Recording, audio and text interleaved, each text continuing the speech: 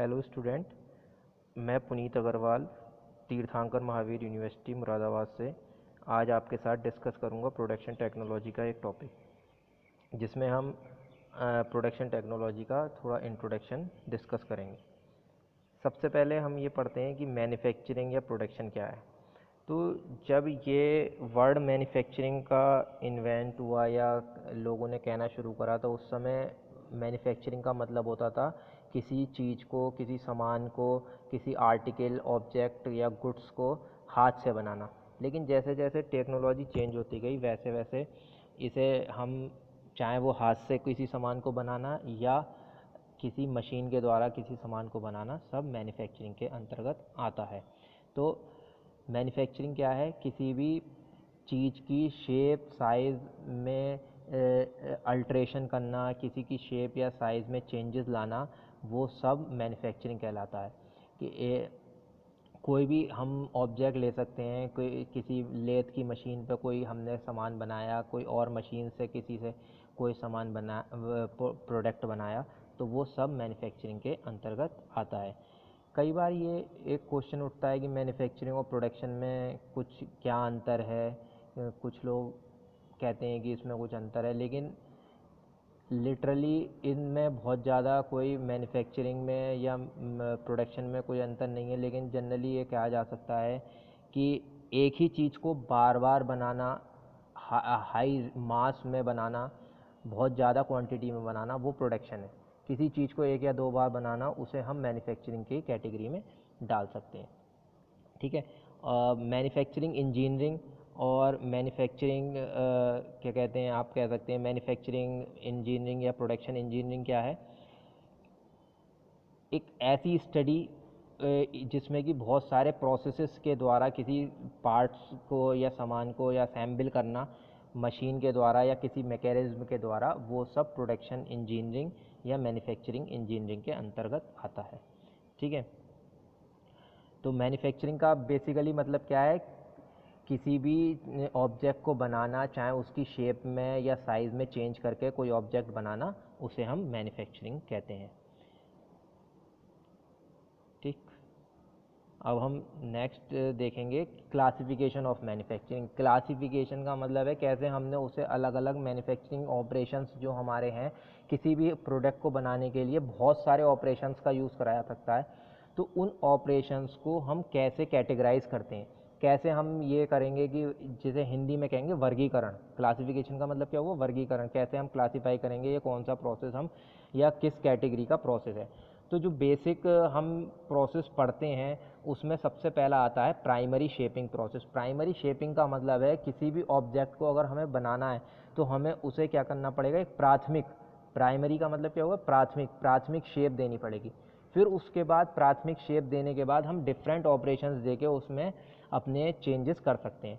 तो जो primary shaping process हैं वो शायद आप लोगों ने पढ़ा हो या सुना हो, या हम अभी प्रोडक्शन टेक्नोलॉजी में इन प्रोसेसेस के बारे में भी आगे फर्दर पढ़ेंगे। जिसमें कि प्राइमरी शेपिंग प्रोसेस क्या है? कास्टिंग के द्वारा किसी चीज़ को बनाना, वो प्राइमरी शेपिंग एक प्राथमिक तरीका है किसी भी ऑब्जेक्ट को बनाने का या किसी भी गुड्स को बनाने का प्राथमिक तरीका। फोर्जिंग, लोहार जो करता है पीट के जो सामान बनाता है, गर्म करता है, पीटता है, वो फोर्जिंग। रोलिंग, ड्राइंग, एक्सट्रूजन, ये सब क्या है? प्राइमरी शेपिंग प्रोसेस है। उसके बाद किसी भी ऑब्जेक्ट को प्राइमरी शेप दे के, अगर हमने किसी भी ऑब्जेक्ट को प्राइमरी शेप दे दी है तो वो एज इट इज़ बाज़ार में या एज इट इज़ वो उपयोग में लाना बहुत मुश्किल है। उस पर कोई ना कोई फर्दर प्रोसेस करना पड़ता है, जिसमें कि फर्दर प्रोसेस किस कैटेगरी में आते हैं? वो सब आते हैं secondary manufacturing process. Secondary manufacturing process वो सारे प्रोसेस होते हैं जो प्राइमरी शेप के बाद करे जाते हैं। तो ये सेकेंडरी मैन्युफैक्चरिंग प्रोसेस में कौन सा प्रोसेस हुआ? सबसे पहले मशीनिंग प्रोसेस। मशीनिंग प्रोसेस का मतलब है किसी चीज़ को मशीन करना, उसकी डायमेंशंस को एक्यूरेट करना, उसके साइज़ को एक्यूरेट करना। कैसे कर सकते हैं? टर्निंग पे। ये ज़्यादातर हम लेथ मशीन, जो मशीन टूल्स होते हैं बेसिकली, उन पे करते हैं। जैसे लेथ मशीन है, ड्रिलिंग है, ग्राइंडिंग है, थ्रेडिंग है, बोरिंग है, मिलिंग है, और बहुत सारे जो ऑपरेशन है, सरफेस ग्राइंडिंग है। इन सब के द्वारा हम मशीनिंग करके अपने प्रोसेस को अपने प्राइमरी शेप वाले ऑब्जेक्ट को हम फर्दर उसे सही एक्यूरेट साइज में ला सकते हैं। अब जब हमने उसे एक्यूरेट साइज में कर लिया तो उसके बाद और भी ऑपरेशंस कहलाते हैं, जैसे सरफेस फिनिशिंग प्रोसेस। जो भी हमारी ऊपर की सरफेस है उसे भी हम सही कर सकते हैं। कैसे कर सकते हैं? सैंड ब्लास्टिंग द्वारा, पेंटिंग द्वारा, पिकलिंग द्वारा, पॉलिशिंग द्वारा। ये सब क्या है? सेकेंडरी प्रोसेस की कैटेगरी में ही आते हैं, ये भी और ये भी। इसके बाद भी देखते हैं उसमें, वो भी सब सेकेंडरी प्रोसेस ही आते हैं। ठीक है। और क्या कर सकते हैं? ज्वाइनिंग प्रोसेस है। ज्वाइनिंग का मतलब है किसी भी दो चीज़ें हैं उन्हें असेंबल कर सकते हैं। असेंबल करने का तरीका क्या हो सकता है? नट बोल्ट के द्वारा कर सकते हैं, वेल्डिंग, सोल्डरिंग, ब्रेजिंग के द्वारा, रिविटिंग के द्वारा। रिविटिंग क्या होता है? जो हमारे घर पे अटेंसिल्स हैं, ये जो बाल्टी वगैरह हैं या घर पे फ्राई पैन वगैरह हैं, उसमें जो लगा रहता है वो रिविट लगा रहता है हैंडल्स में, जिससे हैंडल उसका क्या कहते हैं, जुड़ा रहता है। तो ये असेंबलिंग प्रोसेस भी या ज्वाइनिंग प्रोसेस भी क्या है? एक सेकेंडरी प्रोसेस है। प्रोसेस फिफ्थ कौन सा है? Processes affecting changes in properties. कई बार क्या है, हमें कुछ प्रोसेस में ऐसा भी है कि हार्डनेस ज़्यादा चाहिए, किसी में टफनेस ज़्यादा चाहिए, किसी में ब्रिटलनेस चाहिए। तो उन ऑब्जेक्ट को हम क्या करते हैं? हीट ट्रीटमेंट के द्वारा या हॉट वर्किंग या कोल्ड वर्किंग के द्वारा भी हम उन्हें बना सकते हैं। ठीक है। तो ये क्या हुआ? एक क्लासिफिकेशन हुआ कि प्राइमरी शेप देने के बाद हमें अपने सेकेंडरी प्रोसेस करने पड़ेंगे, यानी कि उस पर मशीनिंग कर सकते हैं। ये जैसी ऑब्जेक्ट को बनाने की रिक्वायरमेंट होती है उस हिसाब से हम इस पर प्रोसेस करते हैं।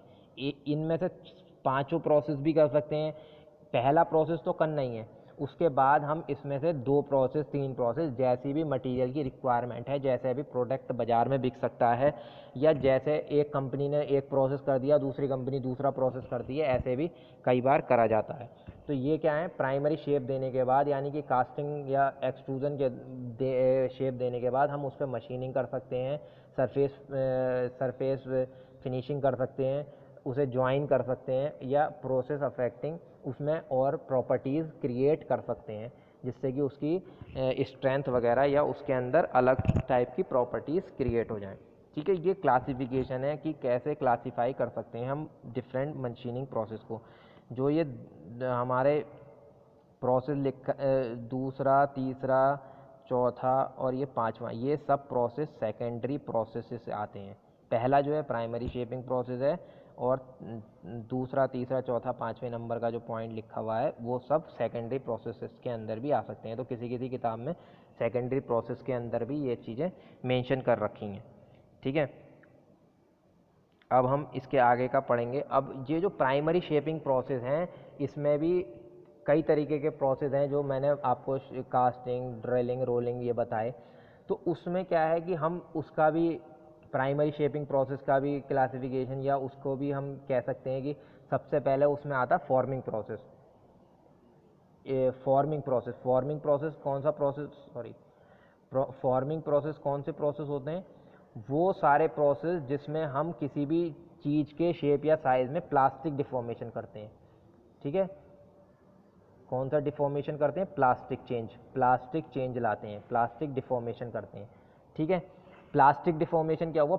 दो चीज़ें होती हैं, प्लास्टिक और इलास्टिक। इलास्टिक वो चीज़ें होती हैं जिन पे फोर्स लगाया, फोर्स हटाने के बाद वो क्या कहते हैं, अपनी शेप रीगेन कर लेते हैं। लेकिन प्लास्टिक डिफॉर्मेशन का मतलब है जो हमने उसके अंदर चेंज ला दिए, उसको चेंज वो स्थाई चेंज होंगे। तो फॉर्मिंग ऐसे सारे प्रोसेस जिसमें कि मैन्युफैक्चरिंग के ऐसे सारे प्रोसेस जिसमें कि जो चेंजेस लाए गए हैं वो स्थाई चेंजेस हैं, यानी कि उसके अंदर जो चेंज करा गया है या जो उसकी शेप या साइज में चेंज करा गया है वो प्लास्टिक डिफॉर्मेशन है, प्लास्टिकली करा गया है, स्थाई चेंज है। तो वो सारे प्रोसेस किसके अंतर्गत आते हैं? फॉर्मिंग प्रोसेसेस के अंतर्गत आते हैं। इसके अंतर्गत ही कास्टिंग, रोलिंग, ड्रिलिंग ये सब इन्हीं प्रोसेस के अंदर आता है। जनरली जो मैन्युफैक्चरिंग के प्रोसेस हैं, प्राइमरी शेपिंग प्रोसेसेस, वो सारे ज़्यादातर हमारे फॉर्मिंग प्रोसेसेस ही हैं। और ये जो प्लास्टिक डिफॉर्मेशन है ये जनरली किस पे करा जाता है?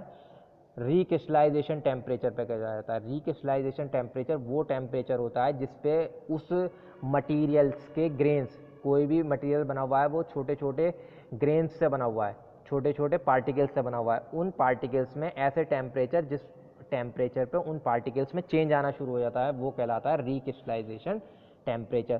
तो ये जो फॉर्मिंग प्रोसेस हैं, ये जितने भी फॉर्मिंग प्रोसेस हम पढ़ेंगे या हमने सुना है, वो सब क्या होता है, उसमें प्लास्टिक डिफॉर्मेशन होता है। और प्लास्टिक डिफॉर्मेशन किस टेम्परेचर पे होता है, रिक्रिस्टलाइजेशन टेम्परेचर। ये जनरली 1/3 या हाफ ऑफ मेल्टिंग पॉइंट का हाफ या 1/3 लिया जाता है। किसी टेम्परेचर का मेल्टिंग पॉइंट अगर किसी मटेरियल का अगर मेल्टिंग पॉइंट 1000 डिग्री सेल्सियस है, तो हम ये कह सकते हैं उसका रिक्रिस्टलाइजेशन टेम्परेचर, यानी कि उसके ग्रेन्स में चेंज आना, हल्का फुल्का सा डिस्टर्बेंस आना कब शुरू हो जाएगा, लमसम 350, 300 या 500 डिग्री के करीब उसके अंदर चेंजेस आना शुरू हो जाता है। ठीक है, तो ये ऐसे प्रोसेस कौन से कहलाते हैं, फॉर्मिंग प्रोसेस कहलाते हैं। ठीक है, अब इसके आगे की चीज़ें हम अगले वीडियो में डिस्कस करेंगे। Thank you.